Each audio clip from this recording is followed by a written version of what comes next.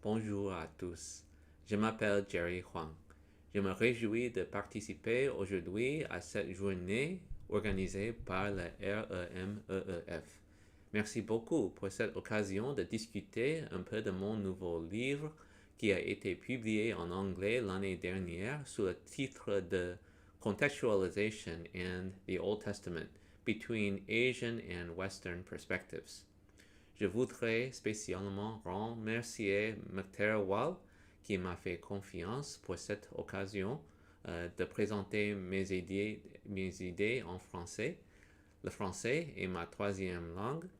Je suis un Chinois taïwanais américain né aux États-Unis.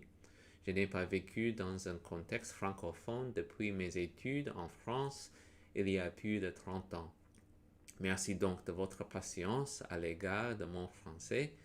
J'ai eu à cœur d'essayer de présenter mes idées dans votre langue, non seulement pour gagner du temps, mais aussi pour parler plus directement avec vous tous, mes amis francophones, de ce sujet très important de la contextualisation. Premièrement, qu'est-ce que la contextualisation et pourquoi est-elle si importante pour la missiologie? Si vous avez eu l'occasion de lire le livre de Dean Fleming, qui a été récemment traduit en français par Excelsis, La contextualisation dans le Nouveau Testament, vous saurez que les études concernant la contextualisation ont été à la fois abondantes et controversées. En somme, lorsqu'on entend que la Bible est nécessairement un produit de ces contextes culturels et historiques, il est naturel que se pose une autre question. Dans quel sens la Bible, qui vient de ces contextes humains, est-elle également une parole éternelle que Dieu a inspirée et qui transcende toutes les cultures humaines? Je suis professeur d'Ancien Testament dans une faculté évangélique à Singapour et c'est une des questions que les étudiants me posent assez fréquemment. Les chrétiens de tous les continents, et pas seulement en Asie, voudraient savoir, est-ce que l'Ancien Testament, qui contient des lois très étranges et qui, par exemple, commande apparemment aux Israélites de détruire tous leurs ennemis, est vraiment aussi la révélation du Seigneur pour nos vies aujourd'hui? En réalité, nous savons bien que ce genre de question n'est pas limité à l'Ancien Testament. Dans le Nouveau Testament aussi, on rencontre beaucoup de coutumes qui sont peu connues, particulièrement pour certains occidentaux. Par exemple, je citerai le commandement de l'apôtre Paul à quelques églises néo-testamentaires de se saluer les uns les autres par un baiser fraternel. Le Nouveau Testament était écrit en grec et l'Ancien Testament en hébreu, mais les excellentes traductions de la Bible que nous possédons peuvent par moments nous faire oublier que la Bible demeure à une importante distance culturelle de nous. Cela signifie que la Bible elle-même possède une contextualité qui est toujours en dialogue avec son environnement. En ce sens, la Bible est un document contextualisé, et cette réalité ne menace pas l'autorité théologique de la Bible. En revanche, elle nous montre que la parole de Dieu entre dans les espaces humains avec tous leurs défauts et faiblesses pour qu'elle les transforme à l'image parfaite de Dieu. Fleming a déjà démontré tout cela pour le Nouveau Testament comme il l'a résumé dans son livre. Il dit, la théologie contextualisée n'est pas simplement une possibilité intéressante, c'est la seule manière dont on peut pratiquer la théologie, page 396. Pourtant, dans une note de bas de page, Fleming admet aussi que son livre ne pourrait pas fournir une étude de la contextualisation dans l'ensemble de la Bible, parce que son travail s'est limité au corpus néo-testamentaire, dont il est spécialiste. Son livre est paru en anglais en 2005. Mais pendant presque 2 décennies, il n'y a pas eu d'études similaires sur l'Ancien Testament.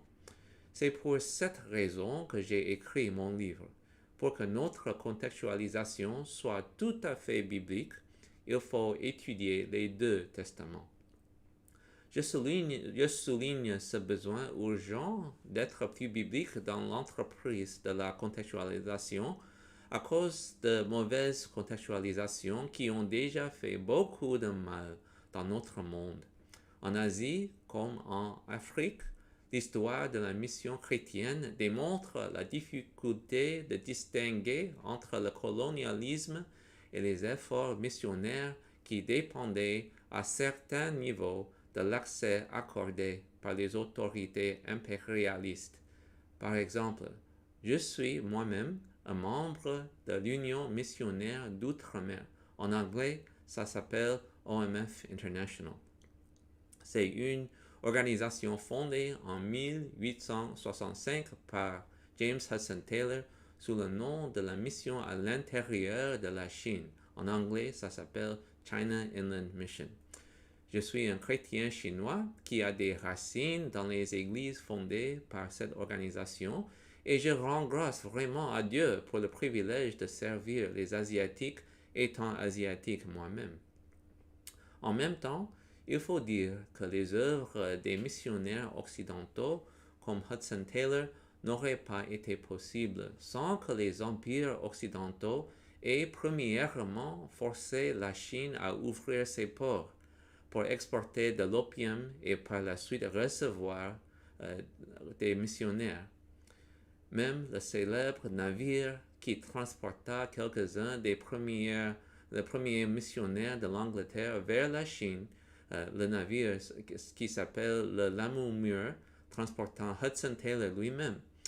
Ce navire était impliqué de temps à autre dans le commerce des coolies, des travailleurs déportés d'ailleurs dans l'Empire britannique.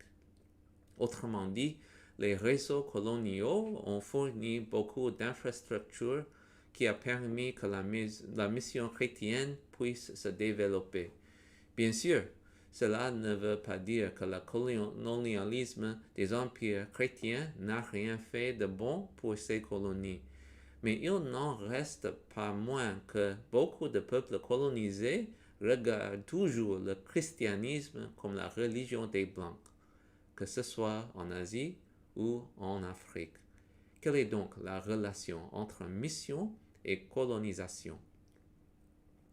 J'aimerais suggérer que l'Ancien Testament est notre meilleur allié pour développer une théologie biblique de la mission contextualisée, malgré l'utilisation abusive de cet Ancien Testament pour soutenir le colonialisme.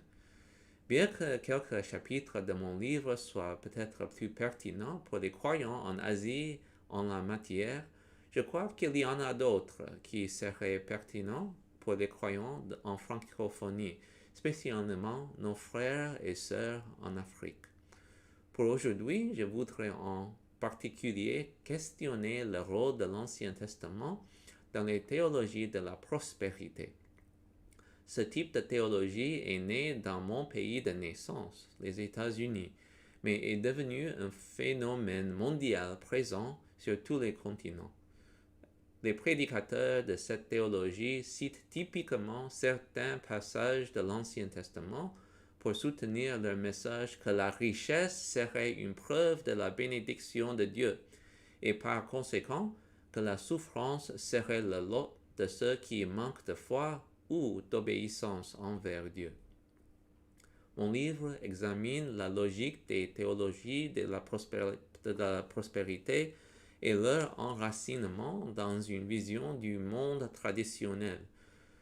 Cette façon d'envisager le monde est très commune, notamment en Asie et en Afrique. Mon 4e chapitre discute en particulier de la relation entre la religion officielle et la religion populaire dans l'Ancien Testament. On pourrait parler d'une forme de pragmatisme dans la foi d'Israël envers Dieu, notamment en ce qui concerne ce que l'on appelle principe de rétribution. Ce principe est un trait commun de toutes les religions à leur niveau populaire, peu importe la croyance affichée envers la doctrine officielle. Les formes populaires du christianisme, comme pour les croyants d'autres religions, s'attendent à ce que leur pratique religieuse leur vaille une certaine récompense dans la piété ou une rétribution dans l'impiété. C'est pour cela que l'on a vu pendant la pandémie des prédicateurs affirmer que le Seigneur protégerait toujours les siens. Et c'est vrai, il y a des passages vétérotestamentaires comme le psaume 91 qui apparemment promet que si toi tu fais du Très-Haut ton abri, aucun malheur ne t'atteindra, nulle calamité n'approchera de ta demeure. Car à ses anges, il donnera des ordres à ton sujet pour qu'ils te protègent sur tes chemins. Il y a aussi le psaume 121 qui dit que l'Éternel veillera sur toi pendant les allées et venues, dès maintenant et à jamais. À première vue, il nous semble que l'Ancien Testament a beaucoup de ces passages qui soutiennent une sorte de religion pragmatique fondée sur la rétribution.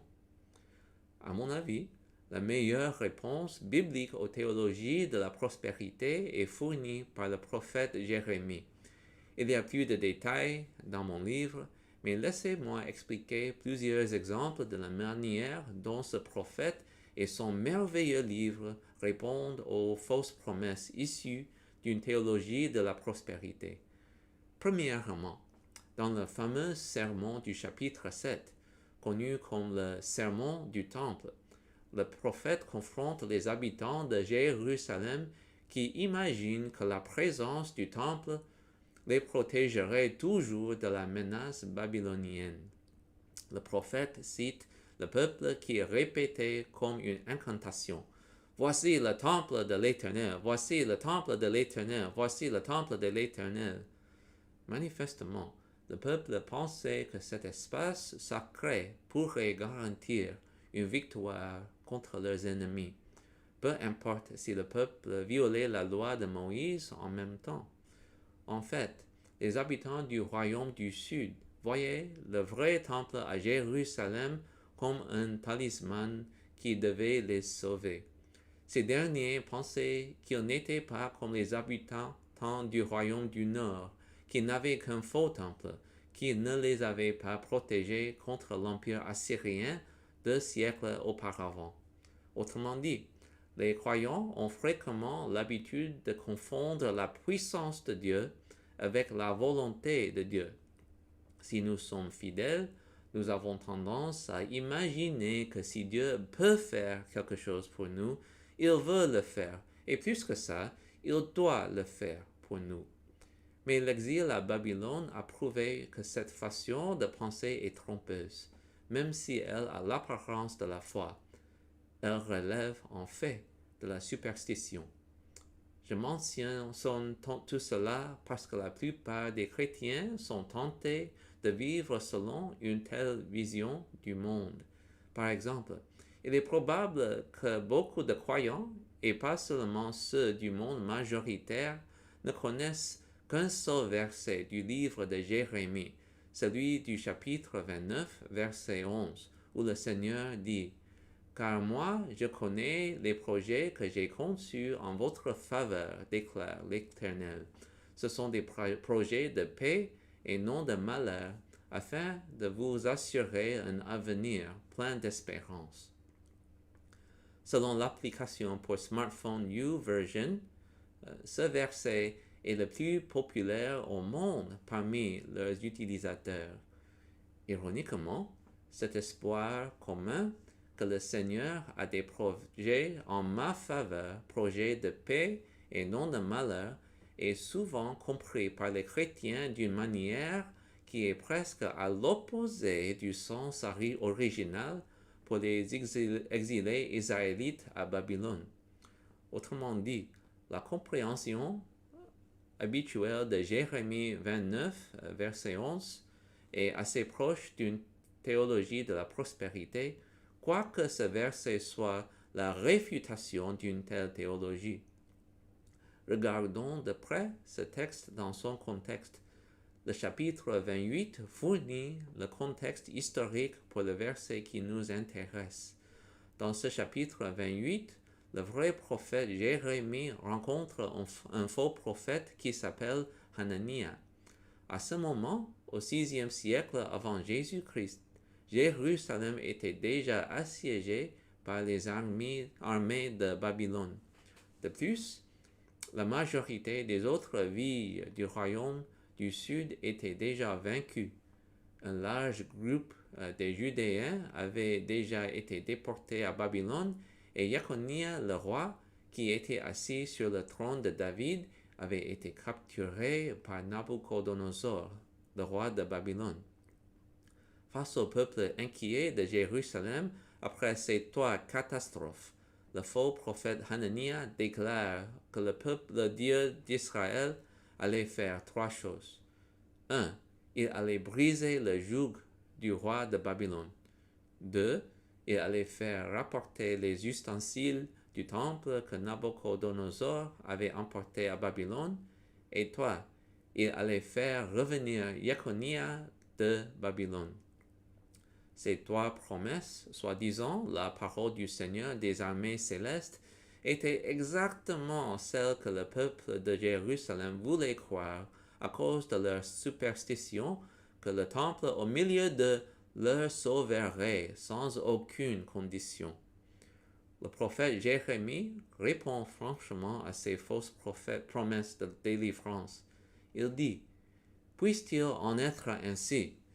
Que l'Éternel agisse de la sorte et accomplisse ce que tu, Hananiah, viens de prophétiser, et en ramenant de Babylone dans ce lieu les ustensiles du temple et tous les déportés.